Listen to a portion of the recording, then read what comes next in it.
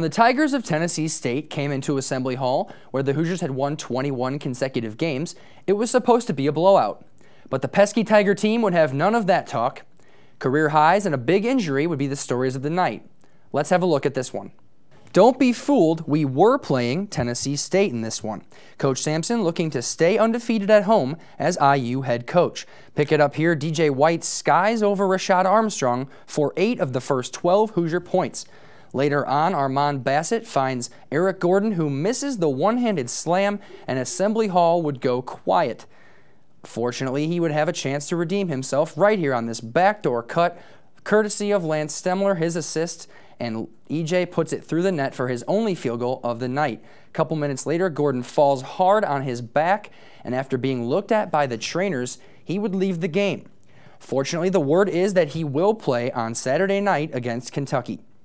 End of the first half, Armand Bassett dribbles down the lane, puts it up, it's tipped and put in by Mike White, cleaning up the mess. Unfortunately, too much time left on the clock as Bruce Price goes all the way down to the top of the key and drops this tray ball, his 20 points in the first half, and it's 48-35 IU. TSU would mount a comeback. Bruce Price knocks in another 3, cuts the lead to 11.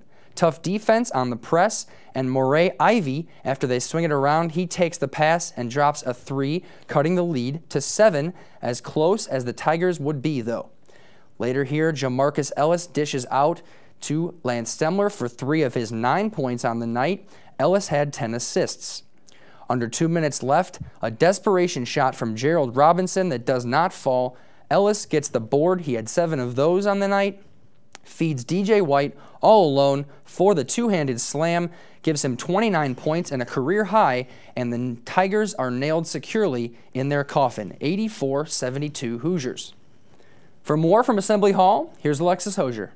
The Hoosiers went 7-1 after they defeated Tennessee State 84-72. DJ White takes pride in his 14th career double-double with 29 points and 13 rebounds. And I think DJ's starting to take pride in this double-double thing too. You know, we have a one of our special things we do with our team is signing that bubble, and you know, Jamarcus and DJ both have been signing it quite a bit lately. DJ's a senior. You know, he's gotten better. I think every game he's played, he's starting to play.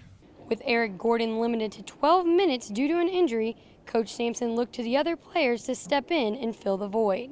EJ went down, and even if he could have come in second half, I wouldn't have brought him back. I had to step up, leading scorer, our playmaker. You know, he was hurt, and you know, coach, they kept going to me. So you know, if it was one-on-one, you know, I tried to make an aggressive move. If I double, I tried to kick it out. So, and when he went down, we all knew we had to step up our play. The Hoosiers will play host to Kentucky for the first time since 1990 in Assembly Hall on Saturday at 4 p.m. From Assembly Hall, I'm Alexis Hosier, Hoosier Sports Night. So DJ White did finish with 29 points, breaking his career high by 6. He also posted a 4th double-double of the 2007-2008 campaign with 13 rebounds and contributed 4 blocks. The human stat sheet, Jamarcus Ellis, came close to a triple-double with 10, 10, and 7. The Hoosiers did turn the ball over 19 times on the night, but Tennessee State had trouble on their defensive end, fouling the Hoosiers 29 times. Let's go back to Branch McCracken Court with Ronan O'Shea. Indiana basketball coach Kelvin Sampson spent 12 years at Oklahoma playing longtime rival Oklahoma State, and that's exactly who the Indiana Hoosiers football team will be playing at this month's Insight Bowl in Tempe, Arizona. So we figured we'd go to the source, Kelvin Sampson, to find out his thoughts on the Hoosiers bowl game. I'm glad we're in the bowl, and I'm glad we're going to Arizona because I think that's where they wanted to go. That'll be a good matchup, because they both have great offenses. I mean, I was on the other side of the fence of the Cowboys for 12 years. Still am. Reporting with the Hoosiers, I'm Ronan O'Shea, Hoosier Sports Night. The Hoosiers' upcoming schedule shouldn't be too tough, but the marquee matchup of the year is next on the docket as Kentucky comes to town for the first time since IU beat the Wildcats 87-84 in December of 1990. After that, we've got big-time schools like Western Carolina, Coppin State, and Chicago State. before the Big Ten schedule starts at the beginning of 2008. It's almost impossible that you didn't receive either of the 2 emails from IU regarding the football team's postseason schedule. But if you didn't know, the Hoosiers will face the Cowboys of Oklahoma State in Tempe, Arizona in the Insight Bowl December 31st. If you choose to ring in the new year with a football game in the desert, students can get 1 free ticket courtesy of the Indiana Department of Athletics. Championship weekend, and that means all the games were big. Let's start with the SEC Championship that featured the 7th-ranked LSU Tigers versus the 14th-ranked Tennessee Volunteers. Ready, set, let's rock and roll. And on Tennessee's opening drive, they have the ball on LSU's 11-yard line when Eric Ainge hits Chris Brown, no relation to Tennessee Titans Chris Brown, for the passing TD to give the Vols an early 7-0 lead. Score now is 7-6 in the beginning of the 3rd quarter after 2 Colt David field goals, and it's LSU's turn for an opening drive.